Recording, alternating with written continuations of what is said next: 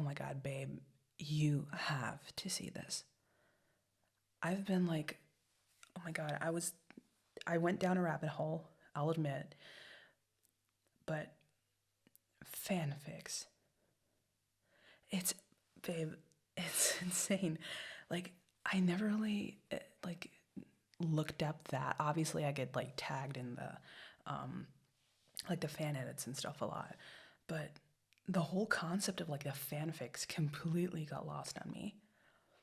And, like, somebody posted something, and I just clicked on it just because I was bored as fuck. These are incredible, babe. Like the Aldry fanfics. It's oh my God. I'm reading one right now. Here. I'll do a dramatic reading. Okay. Wait, hang on. Okay, this is one like with Alex goes undercover at a theme park. And but she's sick, right? So she has like a like I'm guessing like a flu or something. Anyway, she's sick and they're currently at they're at such a oh my God. Okay. We should wait for the dogs. Alex tapped her fingers together impatiently. Jesus, I was right there. Charlie didn't have a response. That's so messed up. Closing time, people leaving the venue, children, who does that? We don't know anything yet. Alex started pacing, ignoring the stench and trying to remove the images of mangled bodies and screams from her head. She'd wanted to close the theme park right there and then, but Frank, who forever had the top brass breathing down his neck, said there was no point calling public alarm over nothing. He'd advised to wait for confirmation before acting. The wait for backup would be excruciating. Her professional resolve faded. Alex lasted about 3 more minutes. She needed to know what those fuckers were up to. Right, she sighed. I'm looking. But you wait. Alex, he breathed. Maybe you shouldn't. Ignoring him, the detective started ripping into bin bags, her partner watching from a safe distance. If it's what we think it is, it's clearly not working. You don't know that. Alex made quick progress. Within seconds of opening each bag, it was evident whether or not there was a backpack inside. She's looking for a bomb.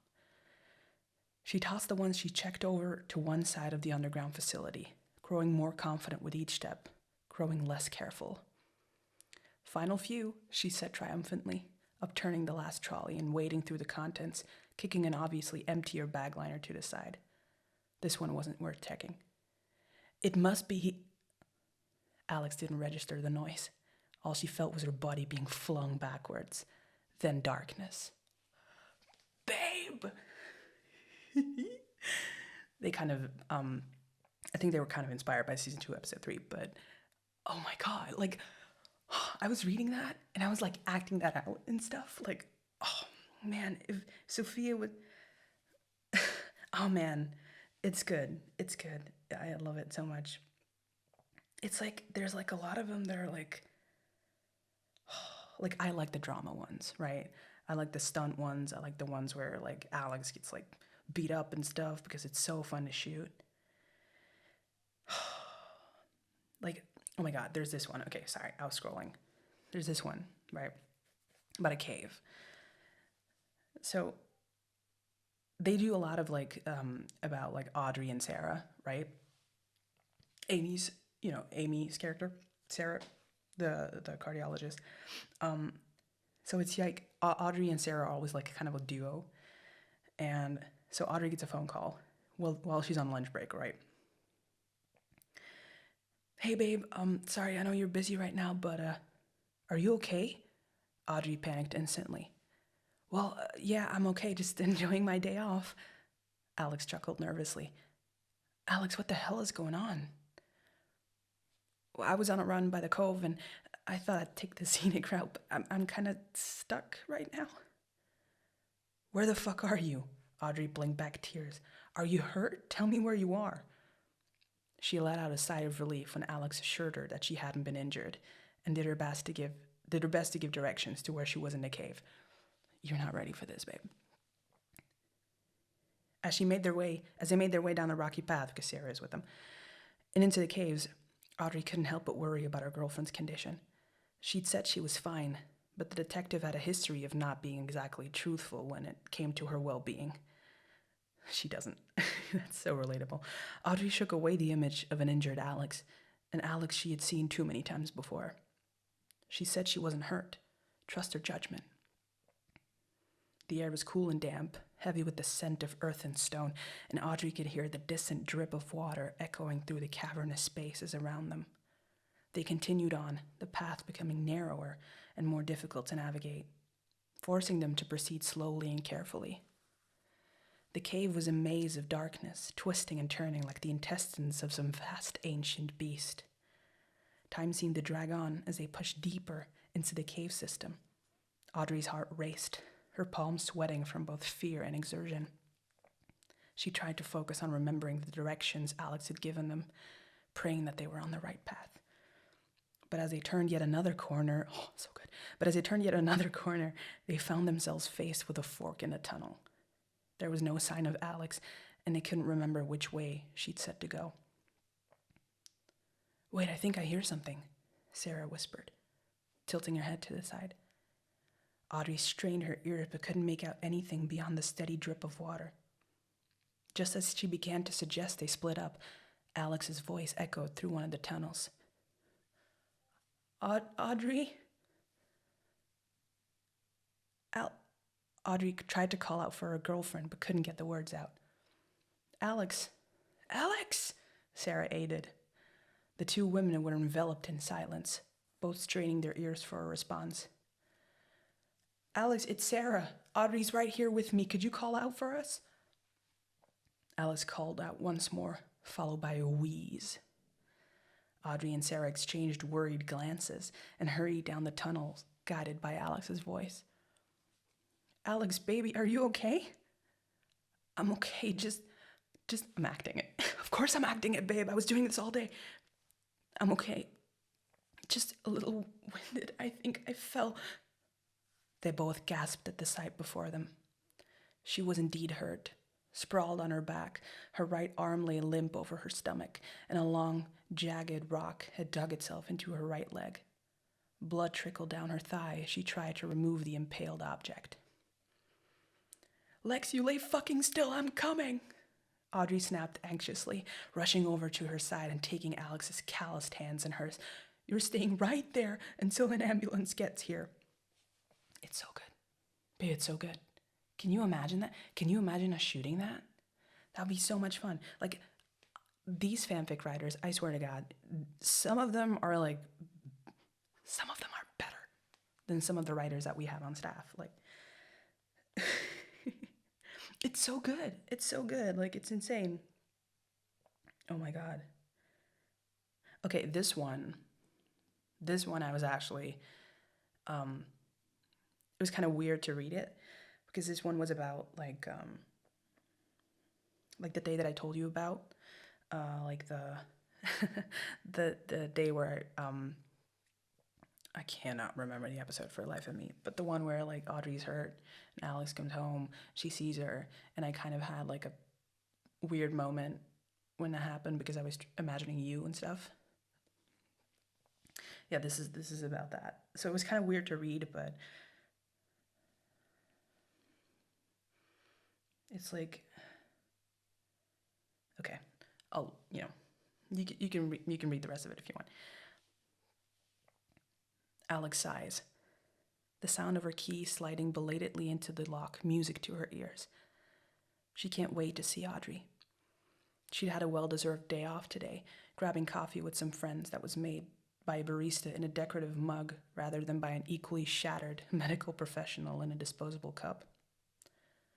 Alex wishes they could have spent more of it together, but given the sheer workload she was subjected to earlier, she's glad that it was done today rather than adding to the pile for tomorrow. I can't read, Jesus. She turns the key, deciding to indulge herself with one little rant to her girlfriend. She walks in, before forgetting about work for the next 10 or so hours. Alex opens the door to the familiar smells of home. Audrey's been cooking. She kicks off her boots haphazardly, her work backpack making a dull thud on the textured wood floor as she jettisons it from waist height. "Oh, you wouldn't believe the day I've had. When did you..." Alex rounds the corner to the kitchen where she guesses Audrey will be. She freezes solid. Blood. So much blood. And glass. It covers the floor and the cabinets, and at its epicenter, Alex screams. The sound itself from her throat. The sound tears itself from her throat. Involuntary. Raw. Strident. Wordless. The kind of sound she has heard a fair few times as she's broken news and hearts at doorways, in a revolving door of living rooms or in precinct offices. She's stood beside people above the unzipped body bag on the slab, asking as gently as she can, is this them? Knowing full well what the answer is. It's etched all over their faces. Oh, that was a tough day to shoot. I'm glad that the scream was so memorable, because actually I had a pretty solid panic attack shooting that. And the scream was actually pretty real, so I'm glad at least people think it's real. Oh my god, hang on. There was one, I have to find it though.